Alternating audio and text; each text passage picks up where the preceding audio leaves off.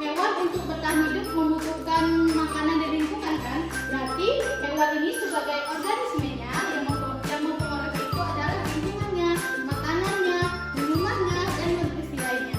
Kemudian ada tumbuhan. Nah, tumbuhan ini juga satu organisme yang tumbuh dari lingkungan. Contohnya itu kan sayuran banyak, padi yang kita temukan di pasar hari ini kan bisa kita bayangkan nih gimana sih tumbuhan terhadap lingkungannya, apakah berperan penting atau tidak? Tentu berperan penting kan semuanya. Kemudian ada jamur yang tumbuh bisa kita jual, bisa kita produksi sehingga sangat dipengaruhi oleh faktor lingkungannya. Kemudian ada protozoa. Nah, untuk abiotik nih kan benda yang tidak hidup tapi berpengaruh terhadap lingkungan. Itu kan contohnya air, cahaya, udara, kadar garam, dan sebagainya. Satuan tingkat dari ekosistem. Ada yang bisa sebutkan apa saja tingkatan dari ekosistem? Ya, dari Devi.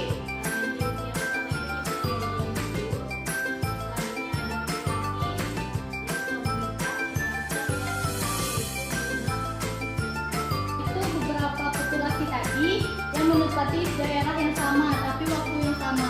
Contohnya kan yang disebutkan Devi tadi adalah penguin. Nah, dia itu kan beberapa populasi nih yang menempati daerah yang sama pada waktu yang sama. Jadi semua dari penguin itu dia berada dalam satu wilayah yang sama dan tempat yang sama yang tidak bisa dipisahkan. Bisa dipahami kan satuan tingkat ekosistem ini? Merasa sudah ya? Baik. Ini adalah contoh yang tadi disebutkan oleh Devi, Tria, Fauzia, sama Lady tadi adalah individu. Individu ada di rusa, dia kan satu individu. Kemudian ada populasi, ya penguin. Nah, populasi kan udah disebutkan ya penguin, dia berada dalam waktu yang sama, tempat yang sama, dan dia tuh tidak ada yang memencar-mencar dalam satu wilayah. Harus sama, kemanapun harus tetap sama. Kemudian ada komunitas. Ini adalah zebra, dia tuh bermacam-macam tapi dalam satu komunitas. Nah, ini merupakan dari tipe ekosistem tersia nih. Jadi tipe dari ekosistem yang pertama itu ada sistem tersia. Nanti gurun, padang rumput, taiga, hujan tropis, hujan gurun, dan tundra. Itu adalah contoh dari ekosistem tersia.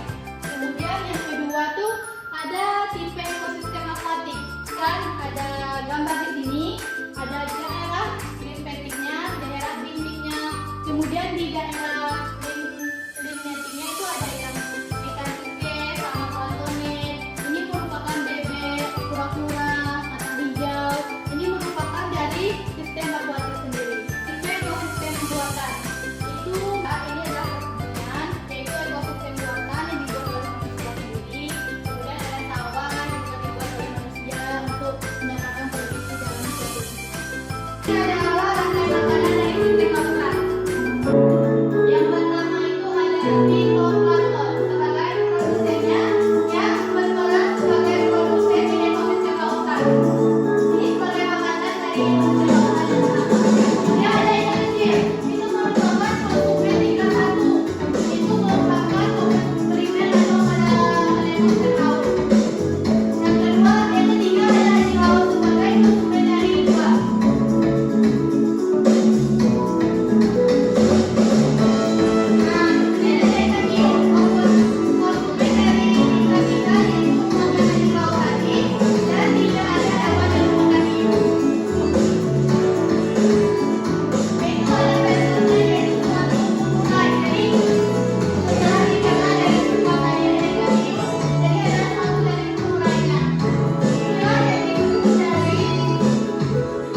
Inilah yang disebut dari rantai makanan dari ekosistem perairan.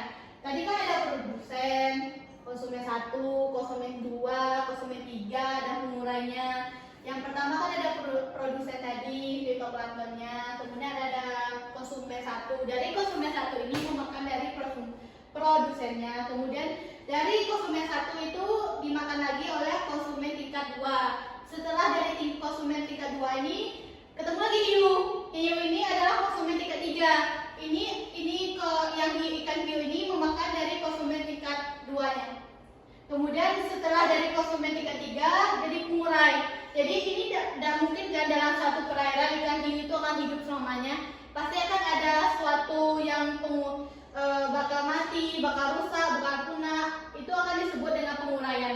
Nah, sisa-sisa dari ikan hiu ini akan menuju lagi dari produsen. Jadi hubungannya akan saling erat sama rantai makanan dari ekosistem perairan ini.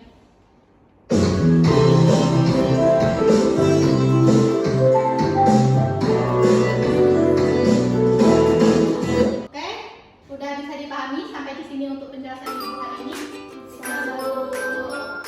Terima kasih udah mau mendengarkan materi yang dijelaskan oleh ibu hari ini.